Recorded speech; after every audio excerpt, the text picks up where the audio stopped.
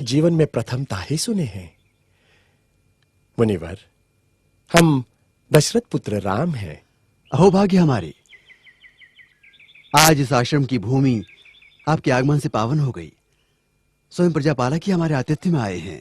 मुनिश्रेष्ठ, आप जैसे महान ज्ञानी ऋषियों के कारण ही हमारे राज्य की भूमि पावन है, किंतु आज तक आप जैसे सद्गुरु से हमारा परिचय कैसे नहीं हुआ?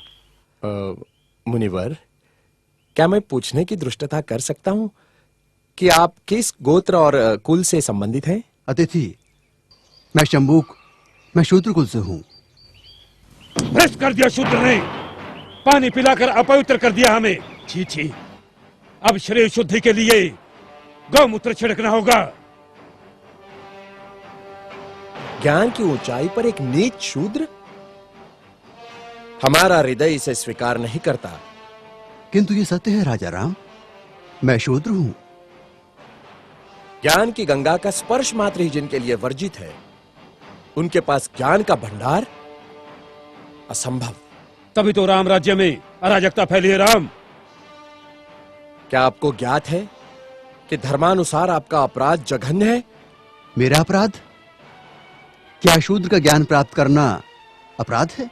हां, अपराध है, जिसके कारण हमारे राज्य में एक ब्राह्मण पुत्र की अल्पायु में मृत्यु हो गई। हे कर्तव्यनिष्ठ राम, बड़े ही दुख के साथ मुझे कहना पड़ रहा है कि निष्कारण ही आप मुझे ब्राह्मण पुत्र की मृत्यु का दोषी ठहरा रहे हैं, जिस घटना से मेरा कोई संबंध नहीं, उसका मुझ पर।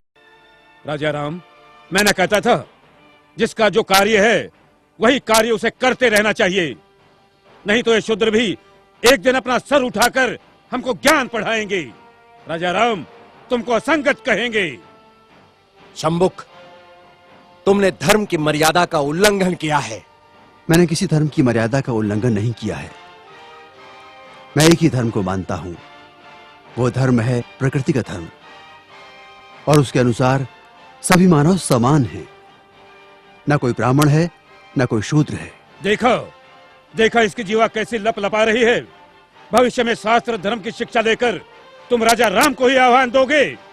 ऋषि, हमें किसी राजसत्ता और वैभव की लालसा नहीं है। हमें तो सिर्फ एक मानव जैसा जीवन व्यतीत करना है, और फिर बस समाप्त करो तुम्हारे वचन। 2 अक्षर क्या पढ़ लिए, हमें ही ज्ञान की भाषा सिखाने लगे। राम, ये अपराधी है और इसे दंड मिलना ही चाहिए, नहीं तो ऐसे पापियों के कारण हमारे राज्य में आपत्ति आ सकती है। आपके धर्म की पाप और पुण्य की कल्पना से मैं अच्छी तरह परिचित हूं।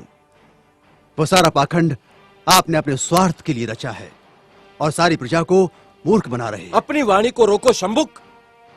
हम अपने परम पूज्य गुरु का और अपमान नहीं सह सकते।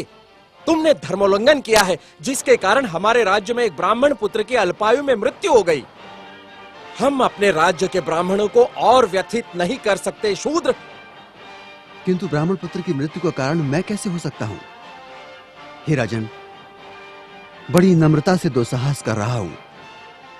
आप तनिक अपने मन दर्पण में झांक कर तो देखें, तो आपको पता चलेगा कि आज की और कल की आपकी छवि में कितना अंतर पड़ा है। हे मर्यादा पुरुषोत्तम, राजा के अहंकार को कुछ क्षण के लिए त्याग कर तो देखो। मुझे स्वप्न में भी आशा नहीं थी कि देवताओं के मान्यवर दशरथ पुत्र राम का इतना नैतिक पतन हो जाएगा। किसी ने बस कह दिया तो आपके सोचने की शक्ति क्षीण हो गई। राजदंड की आड़ में ऋषियों का वध करने के लिए उद्युक्त हो गए। दोषी मैं नहीं राजा राम, अपितु ब्राह्मण पुत्र की मृत्यु के लिए दोषी आप हैं।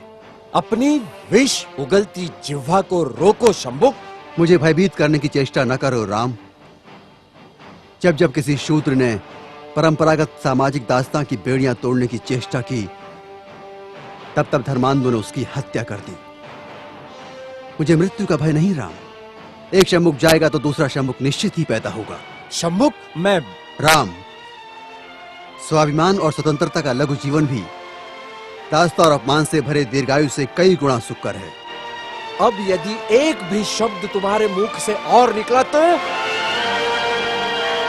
मैं सत्य हूं और सत्य की कभी मृत्यु नहीं होती।